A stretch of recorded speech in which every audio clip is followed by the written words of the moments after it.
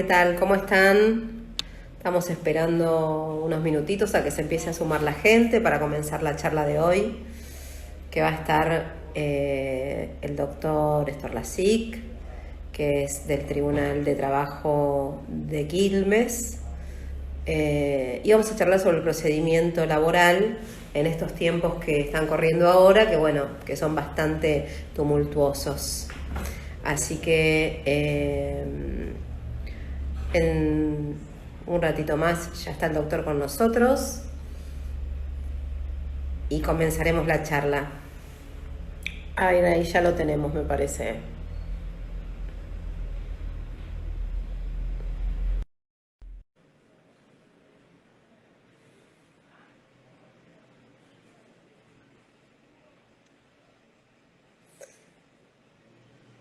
Bueno, ahí estás. Ahí te Hola, ¿qué vemos. tal? Ahí te vemos. Perfecto. Bárbaro. ¿Qué ¿Me escucha tal? bien? Bueno, Sí, sí, se escucha bien. perfecto. Bueno, Bueno, un saludo. dale, saluda tranquilo. Un saludo a todos, todo el Colegio Avellaneda Lanús, al Instituto de Derecho al Trabajo, que siempre es bueno estar. Siempre tenemos charlas o algún curso presencial. Esta vez nos sorprende por las nuevas tecnologías. Bueno, sí, estamos aprendiendo todos a tener este medio de comunicación y poder expresarnos y llegar a todos los que podamos. Un poco la idea también del instituto es mantenerse activo y tratar de llegar a todos los colegas por intermedio de las nuevas tecnologías que hoy están tan en boga.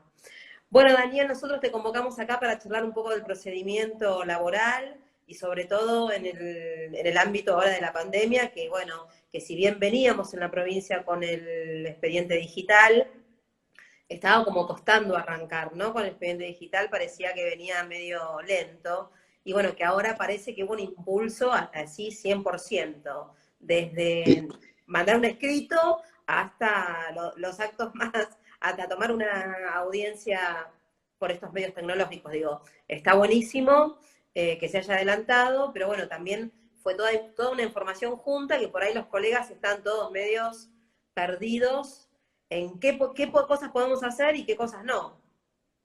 Exacto, en materia de pandemia, al poder Judicial y el procedimiento judicial, en particular el procedimiento laboral, no le fue diferente de como fue a nivel nacional con distintos tipos de legislaciones, que se ha dictado una serie de disposiciones de emergencia que vinieron a modificar lo que ya teníamos nosotros en el derecho procesal o en el derecho positivo. Así que también nos afecta a nosotros, como era lógico, como decís vos, la pandemia es como que nos trajo de golpe acá al siglo XXI y nos digitalizó por completo. Si bien en la provincia ya teníamos mucho del expediente digital, muchas cuestiones que ya eran obligatorias de hacer mediante expediente digital, es como que esta pandemia y esta prohibición de circular y el ASPO, el aislamiento social preventivo y obligatorio que dispuso el gobierno nacional, nos metió directamente, como digo yo, con los supersónicos, ¿no? Como veíamos Claro, cuando éramos chicos, era todo digital y ahora pasó a ser todo así, ¿no? sí, es verdad. Así que sí, el procedimiento nos puso en esa instancia. ¿Y en qué se les modificó a ustedes el procedimiento? Bueno, hay una gran cantidad de disposiciones que aparecen a partir de la resolución 386. Cuando el Gobierno Nacional dicta el DNU 297/20, que es el que dispone el ASPO, la Corte en concordancia salió a tomar resoluciones para poder también llevar el procedimiento laboral, el procedimiento en general, pues las resoluciones de la Corte son para todos los fueros, ¿no?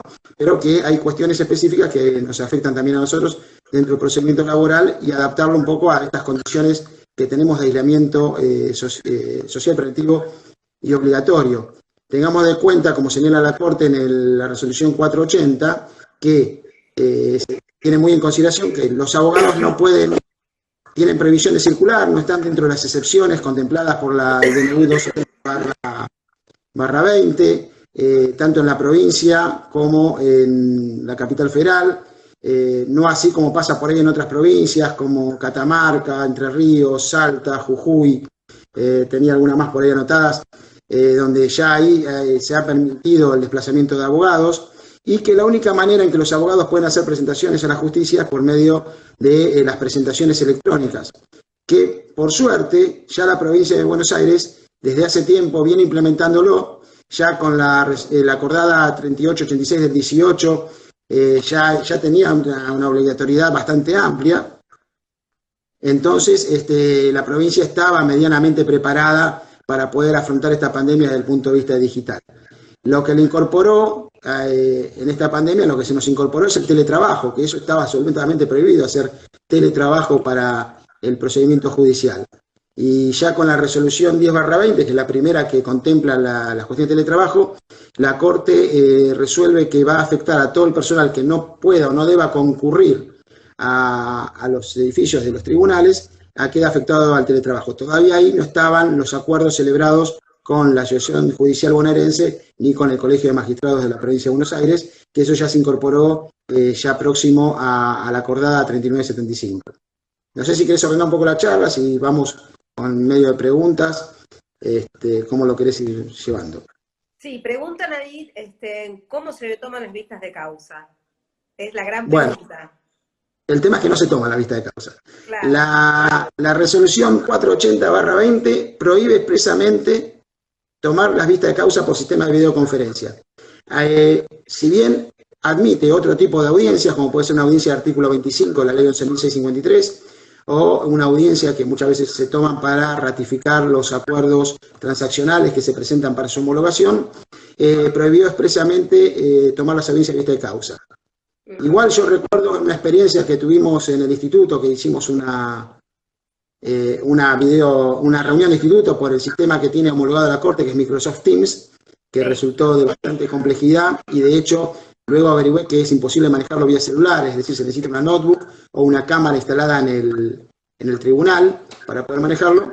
Yo les pregunté a los abogados si ellos se sentían tranquilos en cuestiones o en expedientes donde la prueba oral es muy importante, que por ejemplo, yendo por el trabajador, los testigos de la demandada declaren en la empresa, pues por ejemplo fueron a trabajar y están en ese lugar, o en su casa, sin saber cómo se produce esa declaración, ¿no? Más allá de la habilidad que tengamos los jueces para preguntar y para conocer si está diciendo la verdad o está queriendo favorecer a la empresa, ¿no? Claro. Y el resultado fue que la mayoría de los colegas no les simpatizó mucho esa idea. Claro. Yo creo que las audiencias de causa más adelante se van a poder tomar, no como quisiéramos, porque para ganar todas las suspendidas, por ahí tendríamos que estar tomando 10 por día, ¿no? Claro, pero porque se produce la Corte claro, de hecho todas las audiencias de vista de causa están suspendidas ya en la resolución 1320. La Corte suspende todo tipo de audiencias y lo mantiene en la 480/20. Están suspendidas en forma automática. A veces a nosotros nos mandan, nos hacen una presentación electrónica diciendo, por ejemplo, tengo audiencia de vista de causa para el 22 de mayo. ¿Cuál va a ser la actitud a seguir? Porque no me comunicaron suspensión. Y no tenemos que comunicar suspensión porque ya están todas automáticamente suspendidas y la Corte ordenó darle prioridad para su reprogramación. Por ahí leo que alguien pregunta cómo se reprograman las audiencias. Sí, ¿cómo se reprograman? Y bueno, yo por el momento no estamos reprogramando audiencia de vista de causa porque nos parece que en algún momento van a tener que dictar, primero, habilitar a que podamos tomar las audiencias vista de causa y segundo, algún protocolo por la emergencia sanitaria para llevar adelante. De todas maneras, en el caso de nuestro tribunal, nosotros teníamos audiencias fijadas hasta fines de agosto de este año, con lo cual hemos reservado todo lo que es de ahí hasta diciembre para la reprogramación de las audiencias suspendidas. Y las audiencias me preguntan si están tomando de conciliación o no también. Hay tribunales que están tomando audiencias de artículo 25. El caso que yo conozco, por ejemplo, es el Tribunal de Trabajo 3 de Lanús, que lo está haciendo. Está tomando. Lo está haciendo. Nosotros decidimos que cuando queda trabada la litis, que es la oportunidad que normalmente se fija el artículo 325, nosotros lo pasamos directamente a abrir a prueba. Y dejamos dos párrafos. Uno primero que dice que si las partes consideran que podrían llegar a arribar a algún tipo de transacción en el asunto correspondiente, entonces el tribunal, le pedimos que nos denuncien teléfonos y correos electrónicos, y el tribunal va a tomar esa audiencia artículo 25. Y también le dejamos la posibilidad que si las partes acuerdan por afuera una transacción, que puedan presentar el acuerdo para su consideración. Una vez que presenten el acuerdo, después nosotros nos fijamos si amerita tomar una audiencia de ratificación por parte del trabajador o si directamente se puede pasar al acuerdo para su homologación. Perfecto. O sea que las tomamos, pero en parte, como lo dice la propia resolución 480 en el artículo 4, que dice a petición de partes. Perfecto. Y hay otra preguntita también que están ahí. ¿Cómo se entiende la suspensión de los plazos? Se ve que no ha quedado claro la acordada. Todos preguntan el tema de la suspensión de los plazos. ¿Hay suspensión de plazos o no hay suspensión de plazos? Bueno, eso fue, la resolución 480 brindó mucha confusión sobre eso. Mucha confusión. Digamos no fue clara en la redacción, me parece, esa resolución. Y trajo algún problemita, sí. Digamos que estamos conectados, ¿no? Pues veo que estás congelada. Yo te escucho, pero vos tenés el circuito. Perfecto. Yo te tengo a vos en la misma situación. Bueno, debe ser que la conexión por ahí se... Ahí está, se restableció. Ahí se restableció. Ahí estamos los dos, dale. Estamos perfectos. Bueno, lo que te decía es así. Yo les contaba antes que lo primero que se dictó en concordancia con el ASPO fue la resolución 386/20. Ahí la Corte decreta el asueto y decreta la suspensión de términos. Esa resolución 386/20 es prorrogada en forma íntegra por la resolución 480/20 en su artículo primero, con lo cual, hasta el día de hoy, y después la 480 fue prorrogada a su vez por la 25/20 hasta el 24 de mayo, en forma íntegra. Con lo cual, hasta el día de hoy tenemos asueto con suspensión de términos. Perfecto. El problema pasó que después la propia resolución 480 abre la actividad judicial en dos tiempos. Un primer tiempo para la justicia, para el dictado de resoluciones interlocutorias y definitivas, sentencias, a partir del 29 de abril, y dice que restablece los plazos posteriores a ese dictado de resoluciones y sentencias. Pero no lo hace así, digamos, en forma normal, sino que lo condiciona. Y lo condiciona a las disposiciones del artículo 4 de la misma resolución, que lo que hace es restablece los plazos para las presentaciones electrónicas de los abogados, que de hecho ya las venían realizando, porque hasta ese momento los abogados solamente podían plantear cuestiones que sean de urgente despacho, que estén asuntos prontos a prescribir o algún tipo o algún amparo. Entonces, pero en realidad se venía haciendo todo tipo de presentaciones y de hecho las veníamos despachando. Y también dice que restablece los plazos posteriores a esas presentaciones, siempre y cuando, y por eso la resolución 480 hay que tener muy en cuenta los considerandos, como contaba antes, que tiene la Corte previo a la parte dispositiva, siempre y cuando esto se realice dentro de las medidas de emergencia sanitaria y teniendo presente que evite el desplazamiento de personas al tribunal o al lugar donde se produce la diligencia, que se puede hacer por medios electrónicos o telemáticos, como dice la Corte, y que todo puede hacerse en un ámbito que sea respetando este asueto social preventivo y obligatorio y teniendo en consideración que los abogados no se pueden desplazar, que los trabajadores no se pueden desplazar, salvo que sean trabajadores de carácter esencial, es decir, no están contemplados en la excepción del DNU, y que para la actividad judicial y para la actividad de los abogados se necesita de los medios electrónicos. Entonces yo siempre pongo el ejemplo, por ejemplo, un abogado que vive en Lanús, pero tiene su estudio en Capital, se dicta una sentencia y dice, ¿le corre el plazo o no le corre el plazo para interponer un recurso extraordinario? Bueno, el abogado tranquilamente puede plantear de que no podía desplazarse a Capital para usar el token y presentar el recurso. Con lo cual, en ese caso, si yo tomo la resolución de la Corte, no le estaría corriendo el plazo. Por eso no es que corren todos los plazos. Sí van a correr los plazos de lo que estén en actividad. Nosotros corremos el traslado de una pericia y si por 5 días, si los abogados tienen la posibilidad electrónica de contestar, impugnan o no la pericia, de acuerdo a lo que consideren conveniente, y ahí sí van corriendo los plazos. No sé si quedó claro, porque en sí es confuso. Sí, quedó claro. Para los actos que se cumplen, quedarían, los plazos estarían transcurriendo. Y podrían estar en un gris los plazos que uno no podría llegar a cumplir por esta misma situación de imposibilidad. Exacto. Y igualmente, porque acá la Corte no hace una distinción, pero sí mantiene la suspensión de términos, una obligación que venció dentro del asueto, no le corren los plazos. Por ejemplo, un acuerdo que tenían que pagar el 27 de abril, o para hacerlo más claro, el 30 de abril, que es después de que la Corte habilitó a la justicia a dictar sentencias y resoluciones, sigue con la suspensión de términos, aunque la obligación hubiese vencido el 30 de abril. Acá Caro nos pregunta si la pandemia se abre un día antes de la fecha ya fijada de vista de causa, ¿se toma igual? La pregunta del millón hizo. La pregunta del millón, por eso te la hice. Y nosotros, bueno, ya antes de que la Corte establezca el sistema de consulta vía correo electrónico que ahora habilitó en la MEP, nosotros ya teníamos habilitado un correo electrónico para consultas y es una consulta antes del vencimiento de cada plazo, nos caen en todas las audiencias de vista de causa que están fijadas en la semana posterior, de cada plazo, perdón, antes del vencimiento de cada prórroga por el ASPO, digamos, ahora tengo el 24 de mayo, sería para todas las audiencias que están después del 26 de mayo nos cae esta consulta. Claro. La verdad que no tenemos una respuesta exacta. A nosotros lo que se nos da es que, basado en la experiencia que está pasando internacionalmente y lo que mismo vienen dándose las distintas disposiciones, lo que se abra se va a abrir con ciertos protocolos, con lo cual las audiencias del 26 de mayo, si no quedan suspendidas por la Corte, todavía no está decidido, pero es muy probable que las suspendamos nosotros porque no vamos a primero tomar todas las, nosotros tenemos, creo que lo tenía, me fijé, 5 audiencias fijadas para el 26 de mayo. Claro. En este contexto de pandemia es imposible tomar las 5 audiencias, claro. La acumulación de gente en el tribunal, la acumulación de testigos, de partes, así que seguramente se van a suspender y se van a reprogramar dentro de las prioridades que tienen. Y seguramente la Corte va a dictar, si decide dar lugar a que se puedan tomar las audiencias de vista de causa, va a dictar algún protocolo, no me cabe duda, para que las audiencias se puedan tomar y vamos a tener que atenernos a ese protocolo y ver cómo lo adaptamos.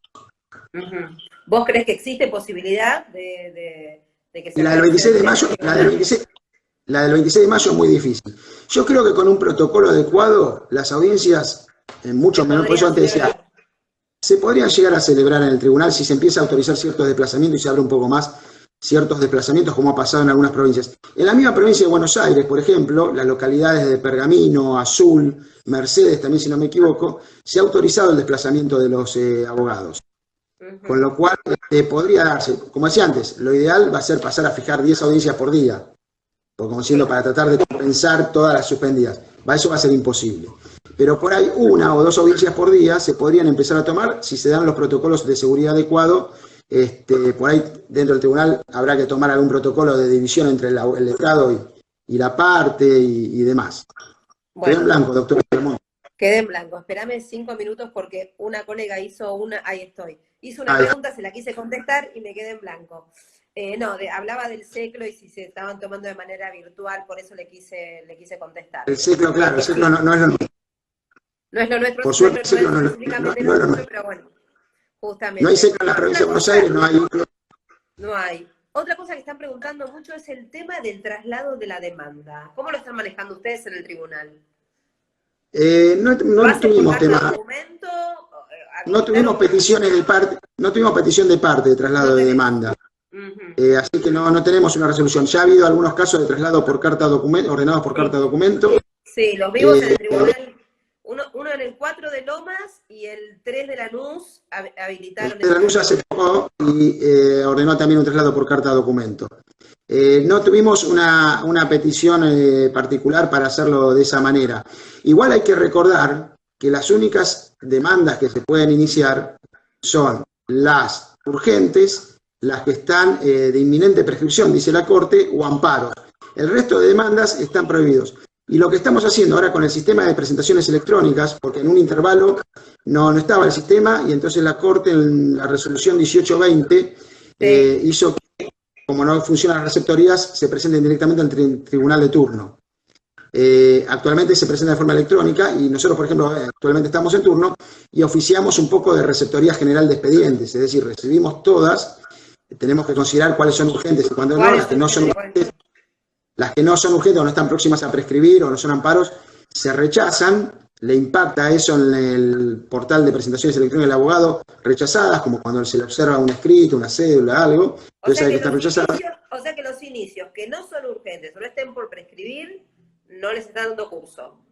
No le estamos dando curso, y aun cuando le diéramos curso, porque esto también es importante aclararlo, aun cuando le diéramos curso, lo único que haríamos, lo ingresaríamos electrónicamente y lo tendríamos, no lo despacharíamos. Claro, porque es como una feria. Exacto, es como una feria. Después nosotros lo tenemos que reenviar hacia Receptoría General de Expedientes y Receptoría lo vuelve a sortear en nuestro caso, entre los 5 tribunales, el anuncio entre los 3 tribunales. Entonces, tampoco es que van a ganar mucho ni van a adelantar demasiado en esos casos. Obviamente si despachamos los urgentes, los que están de inminente prescripción, los tenemos a los efectos interruptivos. Quiero aclarar algo para facilitar también el trabajo de la persona que revisa todo eso y acepta o rechaza las demandas. Si tiene una demanda que es de inminente prescripción, primer punto en grande, inicio de demanda, los efectos interrumpidos y prescripción. Y en 2 líneas, el motivo de por qué. Tienen que tener todos los que inician. Porque aparte facilita el trabajo y evita que por un error involuntario se le pueda rechazar algo que está próximo a prescribir. Claro.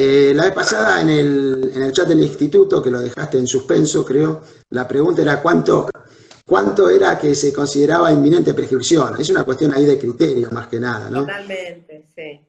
Algunos tribunales tendrán 2 días, otros tendrán 10. Nosotros le dimos como un plazo, las que estén hasta prescribir al 10 de junio, como para darle 10 días más después del turno. Pero también nos están preguntando mucho, que te la hago porque 3 o 4 personas la están preguntando. El plazo de caducidad de los 90 días del 2J, que es un tema que te encanta. Está bien. No, vea, a ver, el plazo de caducidad es por días hábiles judiciales. Sí. La resolución 18/20 dispuso que todos los plazos, todos los días, de que dura este asueto son inhábiles. Perfecto. Ahí creo que tenemos más o menos contestado. La resolución 480, a su vez, dice que están suspendidos los plazos de caducidad para el inicio de acciones. Perfecto. Y igual después la 2220 aclaró que eso se aplica al derecho público local, es decir, no a las cuestiones de inicio de acción que estén contempladas, por ejemplo, en el derecho de fondo, en el Código Civil y Comercial. Tengan presente que con el plazo Marchetti, con el fallo Marchetti de la Corte, de hace unos pocos días, que declaró la constitucionalidad de la 14997, a través de esa ley, la provincia de Buenos Aires delegó en la Nación las cuestiones, el derecho público local en materia de enfermedades de trabajo o accidentes de trabajo. Con lo cual me parece que ahí más o menos está contestada, si corre o no corre, los 90 días. Correcta. Yo creo que sí, no sé, el colega que estaba preguntando 2 o 3 veces preguntó si le quedó claro. Que nos lo haga saber, así si tenemos que aclarar algo, lo aclaramos. Otro tema que también es recurrente es el tema de los oficios. Bueno, el tema de los oficios, nosotros igual tenemos un sistema, creo que llama, la mayoría de los tribunales lo están haciendo, el tema del oficio por modo QR, es decir, claro, por QR. Se envía al tribunal el oficio, se confronta y se devuelve al abogado cuando lo imprime tiene el código QR. Y el abogado lo envía al domicilio electrónico de la entidad. Y lo envía, si la entidad, el tema es que hay entidades que tienen y hay entidades que no tienen. Hay entidades que tienen domicilio electrónico ya homologado con la Corte y hay entidades que no. Como ahora, a través de la acordada 3975 que arma el expediente digital, también regula un poco todo lo que es el tema de la firma digital, es decir, que todos los oficios salen con firma digital. No solo le llega con el código QR, sino que también le llega con la firma digital, es decir, que es lo mismo que si hubiesen ido y que se lo firmara un oficio de embargo, por ejemplo, ¿no? Que lo hubiese firmado el presidente del tribunal en forma hológrafa y se lo entregó en mano. Nada más que le va a llegar digitalmente con la firma del presidente del tribunal y con el código QR que, como yo siempre digo, hace las veces de sello medalla. Claro. Es decir, que la entidad verifica el código QR y sabe que fue emitido por el juzgado, por el tribunal. Después, depende de la entidad que tenga habilitado un sistema de notificación electrónica o que tenga habilitado un sistema de correo electrónico para que se lo puedan diligenciar. Tengo entendido que la FIP ya tiene un sistema de correo electrónico al cual se le pueden mandar los oficios, por ejemplo. El Boletín Oficial de la Nación, por ejemplo, siempre tuvo sistema de correo electrónico. Todo lo que se puede diligenciar así les va a volver, nos van a mandar el oficio, se lo vamos a confrontar, se lo volvemos con el QR e inmediatamente lo van a poder diligenciar. Perfecto. No van a tener problemas. O sea que nosotros lo diligenciamos normalmente por ese mecanismo y contestarían al juzgado como siempre. Esperemos que sí. Nosotros siempre en todos los oficios, en el caso nuestro, le ponemos el correo electrónico del tribunal y le ponemos para que nos contesten. Hay organismos que contestan, por ejemplo, esta semana, te cuento, recibimos 3 oficios de la FIP contestando. que se habían mandado y que inclusive se habían entregado en formato papel, calculo, y porque teníamos los comprobantes de antes del asueto que habían De que se acompañado, habían diligenciado. que se habían diligenciado en formato papel, y la FIP nos contestó esta semana 3 al correo electrónico al tribunal y ya fueron agregados electrónicamente al expediente digital de la causa. O sea que en el tema de los oficios está comenzando a moverse, digamos, de alguna manera. Claro, nosotros siempre ya lo veníamos moviendo, depende ahora de a quién va dirigido ese oficio, ¿no? A veces, Sí, sí, que sí, tengan la bueno, pero capacidad de contestar. sí, los más complicados son a las clínicas o a esos lugares que quizás no tienen el domicilio electrónico y ahí sí se complica, pero digamos que todas las otras entidades estatales todas tienen domicilio electrónico, así que no habría Ahí se le problema con puede, eso.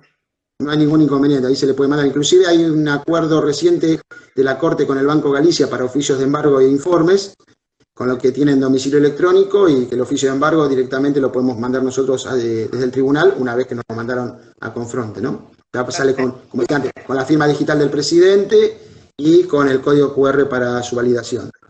Y se acredita, acá preguntan cómo se acredita el diligenciamiento. Entiendo que se acredita por el mail que la persona envió, o sea, si vos lo Eh, querés acreditar de alguna manera. si lo mandó por vía de correo electrónico, podrá acompañar la copia del correo electrónico.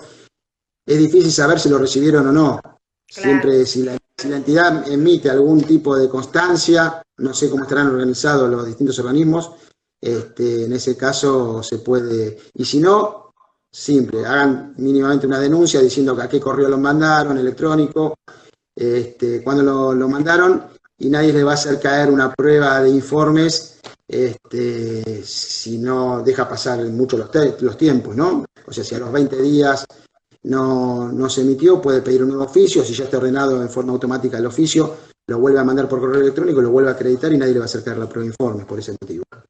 O Más sea que en este no caso. habría demasiada complicación con eso entonces. Con eso no tendríamos demasiada complicación. Igual, con la ley 11.653, los oficios se pueden diligenciar hasta el momento de la vista de causa, y tenemos la vista de causa suspendidas, eso le da cierta tranquilidad que tienen un campo amplio para moverse y manejarse, así que con eso por ahora tranquilos. Perfecto. Bueno, acá hay insistente el doctor Mario Natale que hables del 2J y de los tiempos de caducidad. Bueno, ya dijimos, caducidad por ahí quiere O caducidad a llegó tarde el distancia. doctor Natale o no lo Llegó tarde, estuvo se conectó tarde. escuchando.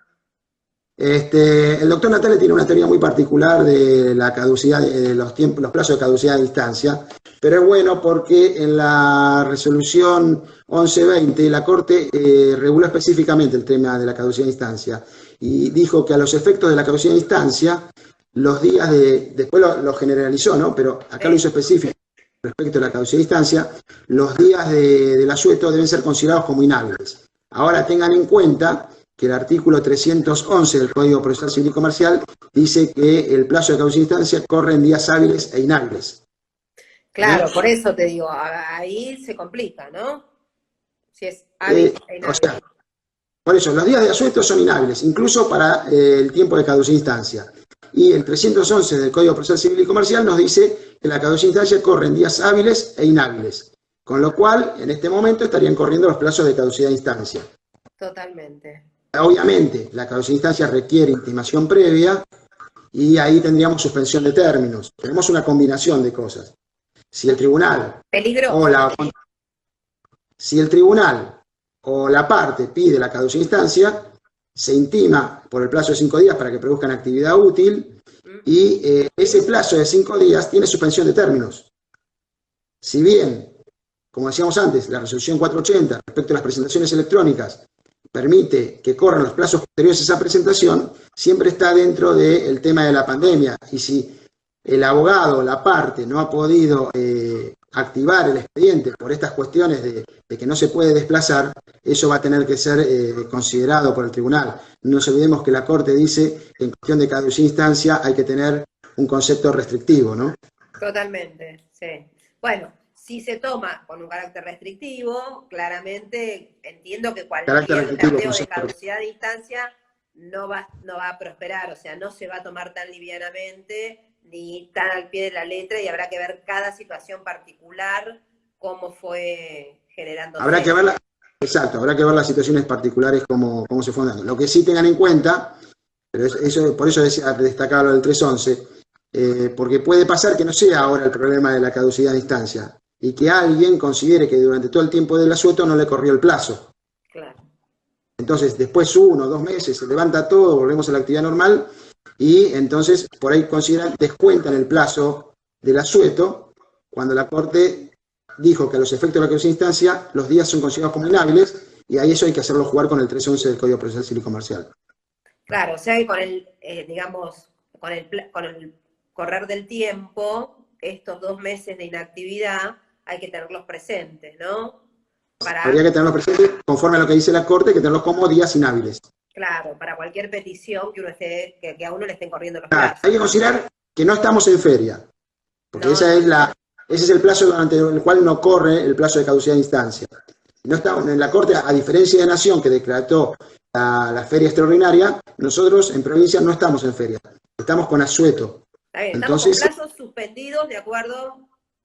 Estamos con términos suspendidos, estamos con algunos plazos particulares que ahí poníamos en la resolución 480 que se empiezan a mover, y estamos en consideración con la caducidad de instancia con días inhábiles. Con días inhábiles, perfecto. Perfecto. Después veremos cada caso particular. Tal cual, veremos cada caso particular, perfecto. O sea, más no puedo decir. ¿Cómo? Más no puedo decir, ya está ahí. No, seguramente. Dije no, demasiado. por supuesto.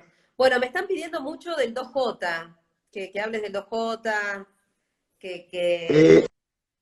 no sé si querés hablar, no era el tema de este vivo, pero... No era el tema de vida, no, pero no hay problema con él.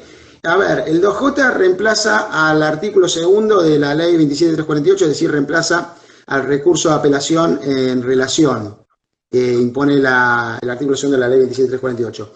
El tema por ahí que inquieta el 2J era esto que hablábamos antes, de cuál es el término para interponer la acción laboral ordinaria que ordena el 2J. Eso es los 90 días. Los 90 días, ¿desde cuándo cuentan? Por ahí les inquieta.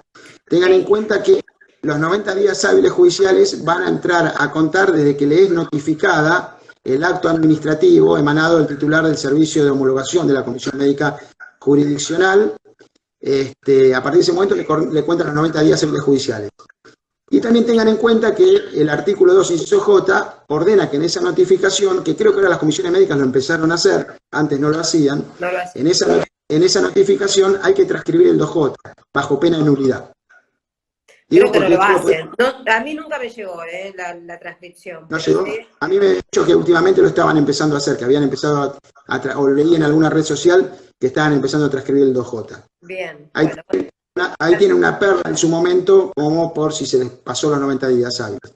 Igual respecto en este estado de asueto judicial, y conforme a las resoluciones de la Corte, que eso sí es lo que veníamos a hablar hoy, creo que antes quedó más o menos claro respecto de si deben contar el plazo de los 90 días en este momento o no, ¿no?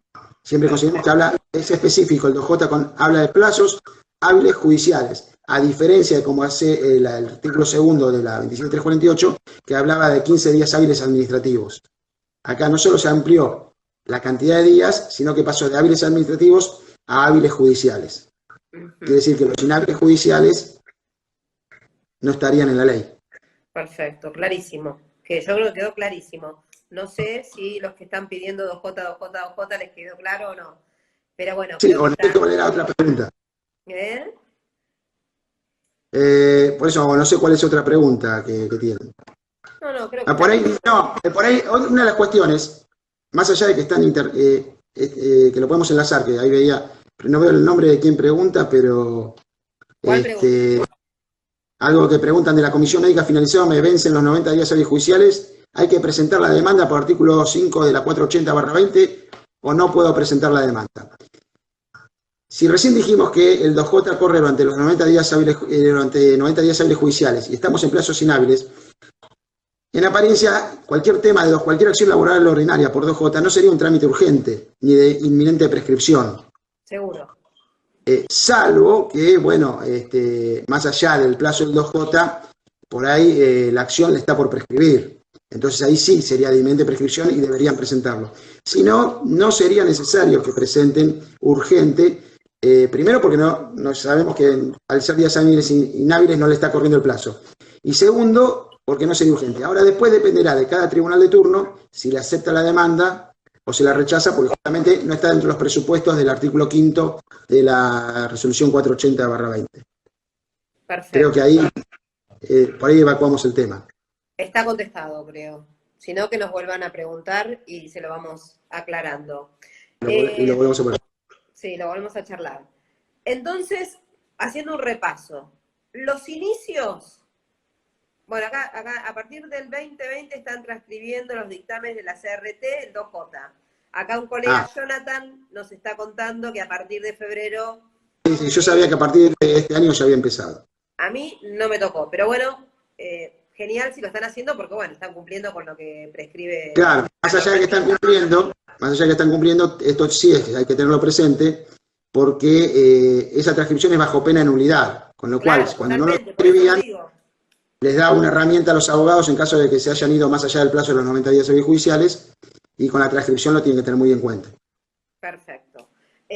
Bueno, entonces hacemos un repaso de lo que sí podemos hacer. Inicios solo urgentes. Urgentes, próximos o inminente prescripción y amparos. Y amparos. O sea, ¿solo prescripción y amparos o alguna medida cautelar podemos pedir? No, bueno, en la medida cautelar, en la medida que sea una cuestión urgente, ingresa también. Inclusive... Pero, por ejemplo, un embargo, yo lo tengo, estaba con una ejecución y tenía que embargar. Tengo una cuenta... Bueno, pero se supone que la medida cautelar... Si yo lo pongo como urgente, ¿puedo hacerlo? ¿Ustedes le darían curso, pedido de un embargo o no? En el tema de una ejecución, primero, todo embargo siempre es urgente. Siempre es porque urgente. la medida cautelar contiene en sí el peligro en la demora. Si hay peligro en la demora, hay urgencia. Los tres ítems de la medida cautelar. Por eso, dentro de esos ítems está el peligro en la demora. Si hay peligro en la demora, hay urgencia, sin ningún lugar a dudas. Entonces, si es una cuestión urgente, sí. Pero más allá de eso, porque por ahí se puede llegar a confundir a alguien. Una cuestión es que uno inicie un embargo como una medida anticipada o algo, pero si uno tiene una ejecución, uno ya tiene un expediente en trámite. Claro. Y a partir del 6 de mayo están habilitados que hagan todo tipo de presentaciones electrónicas. Con lo cual, si uno pide un embargo en un expediente que está en trámite, en una ejecución, se le va a proveer. Porque por eso yo decía, si yo quiero iniciar como urgente una medida cautelar, yo tengo una sentencia, o una sentencia que se incumplió, o lo que sea, y yo estoy pidiendo la ejecución y a su vez estoy iniciando un incidente de ejecución urgente. No, pero está bien, pero eso, el incidente después, o sea, depende del tribunal. Hay tribunales que lo manejan vía incidente y hay tribunales que no. Nosotros en este caso, por ejemplo, no lo manejamos vía incidente. Pero por eso decía, hasta la resolución 480, todo eso, había que evaluar que la medida cautelar era urgente. Perfecto. A partir de la resolución 480 y del artículo 4 de la resolución 480, mientras se puede hacer por medios electrónicos, no es necesario ya evaluar si es urgente o no es urgente, porque están habilitados todo tipo de presentaciones electrónicas en los expedientes que están en curso. Que están en curso, quedó clarísimo. Exacto. Perfecto. La prohibición es respecto del inicio de demandas. Demandas ordinarias, digámosle. Exacto. En el caso de inicio de demandas, que si no son de carácter urgente, si no son de inminente prescripción, al solo efecto de interrumpir la prescripción, y si no son amparos, eso es lo que está prohibido. Ahora, todo tipo de presentación en los expedientes electrónicos, aunque sea una medida cautelar, o sea, tenemos traslado de pericia, tenemos intimación al perito que presente la pericia, tenemos todo tipo de peticiones, hasta de paralización de expedientes. Todo eso se puede presentar y está permitido. Antes de la 480, en principio no se podía porque solamente estaba permitido los escritos de urgente despacho. Aunque, como dije yo, los abogados ya venían haciendo todo tipo de presentaciones. Nosotros, por suerte, siempre hemos tenido mucha cantidad de puestos de teletrabajo y entonces siempre los hemos despachado. En esto déjame que aprovecho siempre, cada vez que puedo y que tengo uno de estos vivos, de destacar la labor de los funcionarios y los empleados del Tribunal de Trabajo 5 de Quilmes, que están haciendo un trabajo extraordinario con teletrabajo, le están poniendo un montón de ganas, un montón de garras, mucho compromiso, mucho profesionalismo. El sistema a veces colapsa, tiene problemas de conectividad, se corta, demás, y fuera del horario judicial ellos igual tratan de terminar lo que es del día, terminarlo en el día para que el despacho esté al día, así que eso me parece que es importante. Digamos que son colaborativos y ayudan en estos momentos difíciles. En estos momentos particulares siempre se ha desempeñado el tribunal, siempre estuvimos al día, así que siempre han tenido un trabajo correcto en ese sentido, pero quiero decir que en este momento, si no pudieron terminar antes de las 14, sin que nosotros le digamos, por aparte nosotros le remarcamos y le recontra remarcamos, porque sabemos las consecuencias que trae el teletrabajo en general, no solamente a nivel judicial, en cualquier trabajador que hace, aunque uno lo hace trabajar horas de más y más, que traten de hacer su trabajo en el horario de trabajo, de 8 a 14. Claro. Pero pasa que el sistema funciona, nosotros no nos conectamos teletrabajo directamente al sistema de la Corte, sino que nos conectamos a las computadoras del tribunal en forma remota, como lo hace a veces el técnico para cuando se conecta a arreglar una computadora, pues mediante uno de ese tipo de programas, y a partir de ahí nos conectamos al sistema de la Corte por la computadora del tribunal. Perfecto. Como uno se conecta en sus casas, hay distintas cuestiones de conectividad, hay zonas que tienen mejor conectividad, hay zonas que tienen peor conectividad. En este momento la Corte tiene habilitado cerca de 8.000 usuarios. Los momentos que están conectados todos, el sistema a veces colapsa. A veces tenemos problemas propios, por ejemplo, ayer y antes de ayer, lo que era la conexión La Plata-Quilmes estaba cortada, y teníamos un problema de conexión, y entonces no tuvimos sistema durante varias horas, y tampoco tenemos sistema, si no nos podemos conectar al tribunal, tampoco nos podemos conectar de forma remota. Claro. Y entonces, sin preguntarnos nada, sin hacer nada, todos, si es a las 3 de la tarde, a las 4 de la tarde, a la hora que sea, se conectan y tratan de sacar. Así que quería destacar eso. También con mis colegas estamos, conectados por los grupos de WhatsApp acá permanentemente. Tenemos conectada a la doctora Laura Cáceres, secretaria del Tribunal 1 de Avellaneda. Un saludo a la doctora. Nos acotó respecto del inicio, que salvo que fuera previa al inicio de la demanda, cuando hablábamos de... Bueno, eso es lo que decía yo. Eso es lo que decía yo. Si era una cautelar que se inicia en forma autónoma al inicio de la demanda, ahí sí hay que considerar si es urgente o no. Pero era lo que decía antes. Toda medida cautelar tiene inserta, es uno de los presupuestos, el peligro en la demora, con lo cual adquiere ese carácter urgente. La vez pasada me preguntan también si nosotros tomábamos, por ejemplo, el tema de acuerdos transaccionales al solo efecto de homologar, los que se inician al solo efecto de homologar.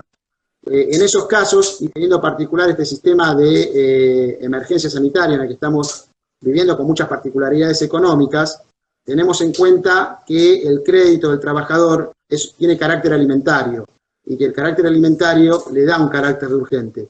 Así que todo ese tipo de acuerdos también los estamos aceptando. Ahora que estamos en turno, nos han llegado bastantes de ese tipo de acuerdos, y obviamente después hay que evaluarlos, ¿no? Si corresponde la homologación o sí. Yo siempre pido ahí a los colegas, por favor, que tomen todos los recaudos necesarios que debe contener un acuerdo transaccional para que pueda ser evaluado por el tribunal, y que aporten todas las pruebas, intercambio telegráfico y todo recibo de haberes y todo tipo de prueba que sea necesaria para poder evaluarlo, porque algunos llegan sin los elementos necesarios. Y déjame de paso, aprovecho, que es un problema que tienen, es cómo presentan esos acuerdos, porque a veces no tienen la personería, mismo por estas cuestiones de la emergencia que no tenemos. Claro, hoy no tienen la firma y cómo... Claro, no tienen la firma, no tienen la carta poder.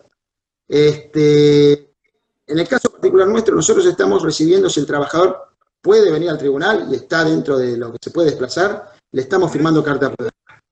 La verdad que en este turno, por ejemplo, firmamos nada más que 2 cartas poderes, que eran trabajadores de la zona y que vivían muy cerca del tribunal. Están firmando carta poder, claro, porque por ahí está dentro de los trabajadores esenciales, tienen permiso para movilizarse, los dejan entrar en el tribunal, porque en Lomas tengo entendido que no te dejan entrar. Claro, bueno, nosotros como tenemos, nuestro tribunal es una casa vieja, adaptada, que da a la calle, claro, que da a la calle, estamos fuera del edificio, digamos, que contiene el 1, 2 y 3, entonces nosotros tenemos acceso a la calle y no entran al tribunal la persona que está ahí en la mesa de entradas, ahora por el tema del turno, le recibe la carta con todas las medidas de seguridad, barbijo, alcohol en gel y demás. Se mira la carta poder, si tiene todo, si está bien, el auxiliar que está presente la firma y se la entrega. Perfecto. Pero no se preocupen por la carta poder, porque tienen otras 2 maneras de presentarlas. La Corte estableció en la resolución 18/20 que se pueden hacer las presentaciones electrónicas por medio electrónico. Por ejemplo, el acuerdo queda con la firma de su cliente o de ambas partes, que podrían presentar el mismo acuerdo firmado por separado, pero supongamos que queda con la firma de ambas partes en custodia en el tribunal, perdón, en el estudio del abogado. El abogado se constituye en depositario y, Sí. presta la declaración jurada que fue firmado ante él. Entonces, realiza en forma electrónica una presentación idéntica a la que tiene en formato papel. Perfecto, entendidísimo. Si a eso encima lo puede acompañar, si lo tiene firmado, lo puede acompañar escaneado, ya cumplió con la presentación. Y quedará en el tribunal si lo quiere requerir o no. Y si lo requiere, lo requerirá bajo apercibimiento de tenérselo por no presentada. Pero inclusive la Corte aclara que si por los impedimentos de la emergencia sanitaria no lo puede presentar tampoco se le va a tener por no presentada y se va a fijar la manera en que lo pueda acercar al tribunal para que quede eso resguardada, tanto en la presentación como para que el tribunal tome todas las medidas que tiene que tomar para asegurarse de que eso fue suscrito por el actor. Igual, tras de eso vienen las audiencias de reconocimiento, Ahí te va a decir eso, de ratificación. Claro, de ratificación, entonces ahí también se le puede exhibir la firma al trabajador y demás, ¿no? O sea, hay elementos. Y siempre también queda la gestoría del artículo 24 de la ley 11.653. Sí, totalmente. Que lo pueden hacer por ese lado. Invóquenlo, por supuesto, para que a nosotros nos quede claro la cuestión de la personería, ¿no? Y que lo pueden hacer la presentación. Perfecto. Decía, estamos emitiendo ese acuerdo, pues le damos el carácter urgente por el carácter alimentario.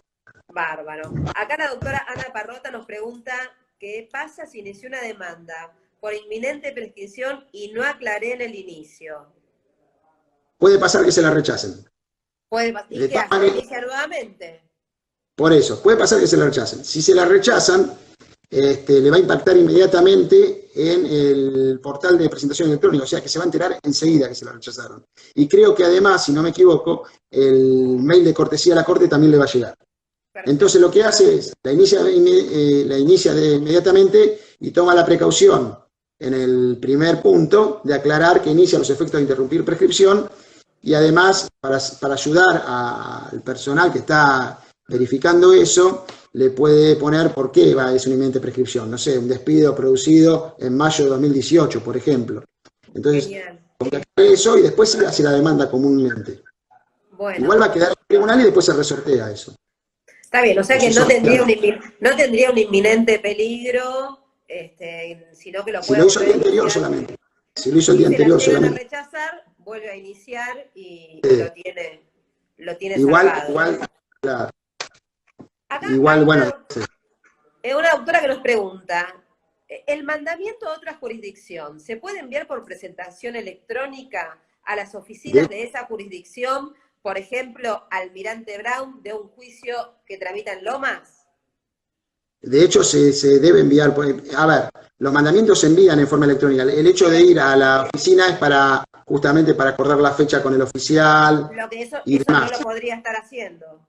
Pero eso se puede hacer porque en la resolución 1820 la Corte estableció, no solo para los mandamientos, sino, por ejemplo, para los traslados de demanda que llevan copia, que normalmente en las oficinas, cuando era con copia, había que hacerlo en formato papel y llevarlo, por ejemplo, a la oficina correspondiente.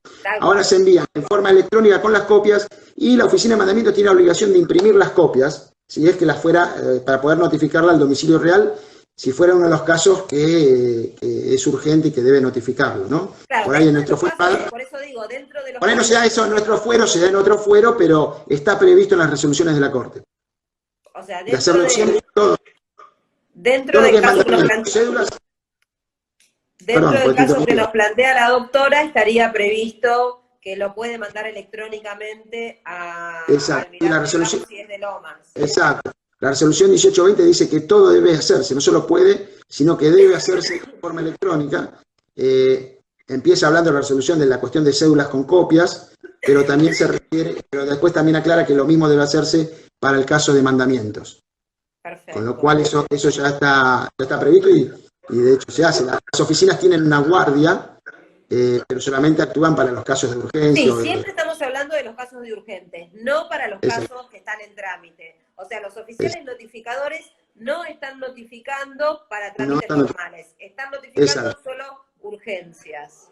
Cuestiones de urgencias. Por eso digo, exacto, Por eso digo, por ahí no es tan aplicable todo esto a nuestro fuero, sino por ahí más para un fuero de familia o el Claro, fuero penal. además, bueno, que tienen otra, sí, sí, sí, sí, Porque perfecto. inclusive la resolución determina que el oficial tiene que coordinar con la policía de la zona para hacer la notificación, que la puede hacer también por medio de policía, o junto al oficial con la policía. Ujú. Y otra preguntita que también acá surge es, cuando hay varios tribunales que lo ordenaron justamente el traslado de demanda por carta, documento o telegrama laboral, los que No, no telegrama tienen ordinario. costo, ¿no? El ¿Cómo se costo, implementaría eso?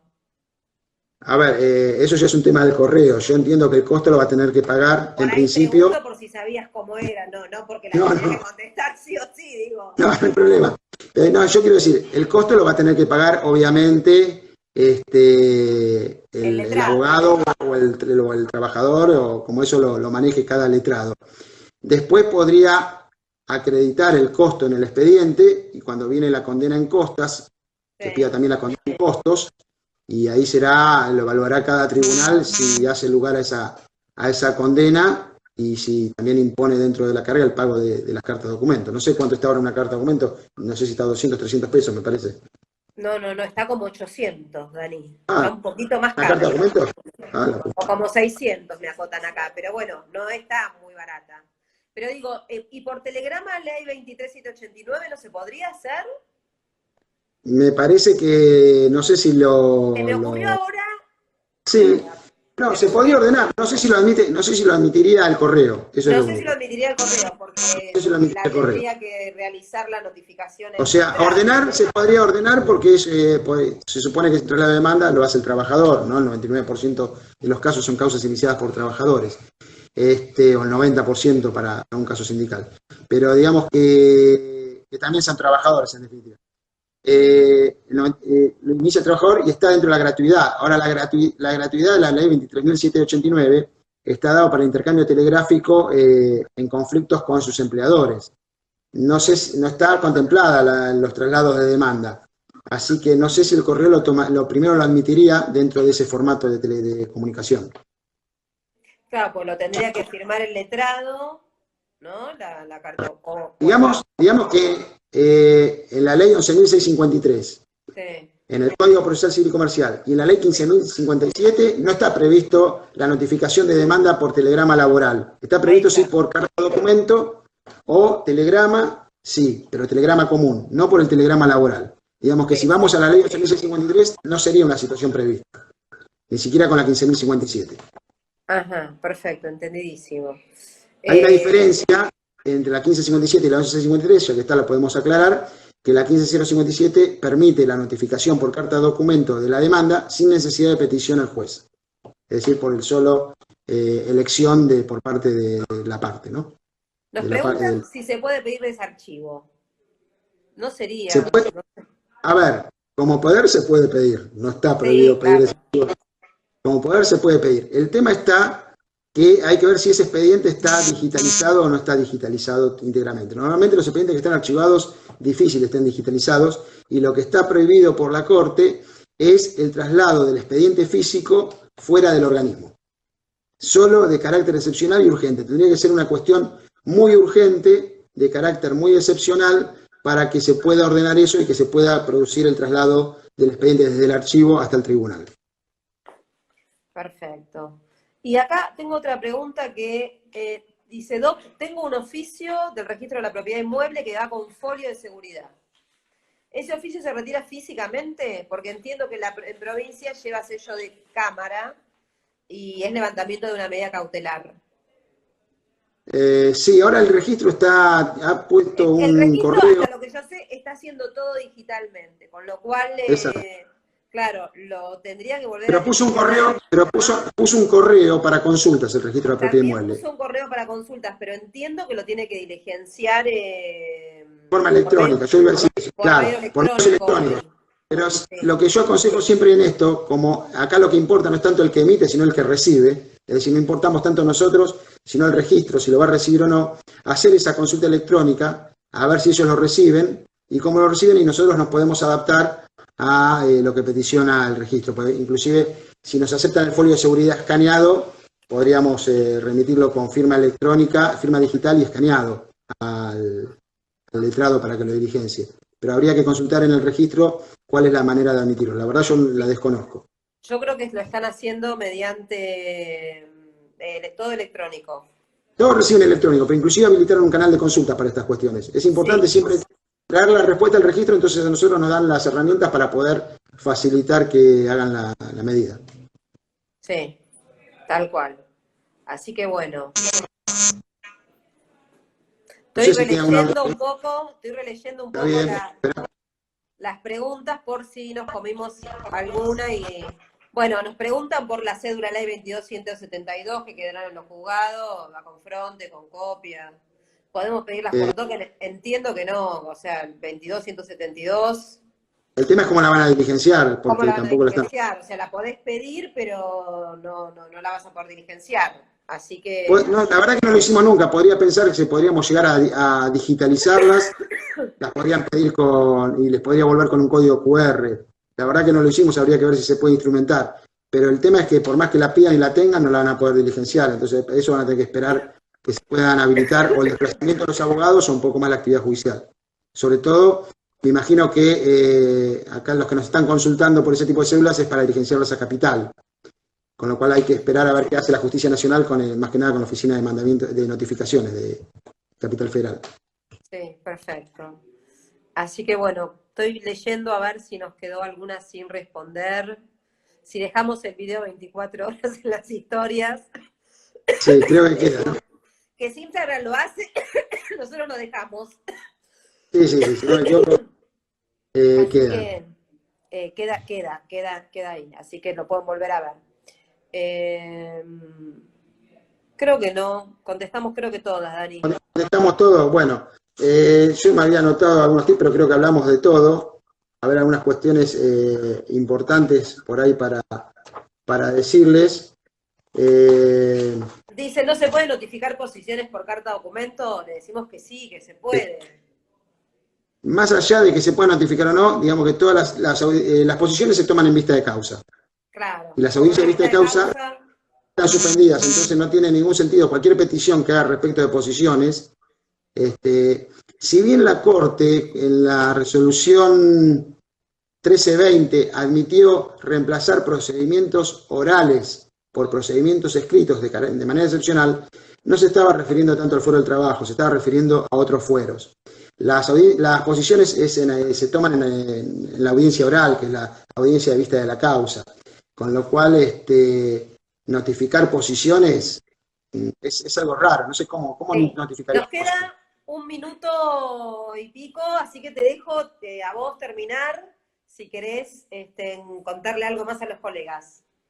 No, simplemente, bueno, creo que por eso yo me estaba fijando, yo me había anotado unos tips, creo que hemos abarcado todo, sin contar punto por punto del procedimiento, tener presente cuando inician las causas a los efectos de interrumpir prescripción, ponerlo bien grande, o por lo menos en el primer punto para que sea fácil de encontrar y que se sepa que se inicia por eso, tener presente que se inician solamente causas urgentes, y que más allá de que algún tribunal les pueda aceptar las causas que no son urgentes, que las pueda aceptar sin rechazárselas, no van a tener mayor trámite porque después hay que mandarla a la oficina para que vuelvan a ser sorteadas.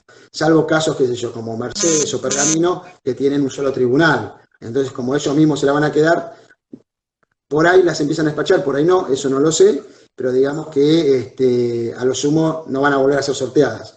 Pero para lo que es acá, Avellaneda Lanús, Quilmes, Lomas de Zamora, todas las causas que se reciben, lo que estamos oficiando es de receptoría en este momento. Bueno, a esos efectos. Bárbaro. Y tienen que iniciar todas las demandas con todas las previsiones que tiene que se inicie una demanda, ¿no? Lo que la Corte sí eximió en la resolución, creo que fue en la 2120, en la 1820, una de esas, es la obligación de acompañar los originales de los documentos. Viste, cuando se inicia una demanda, o se presenta un escrito o se contesta una demanda,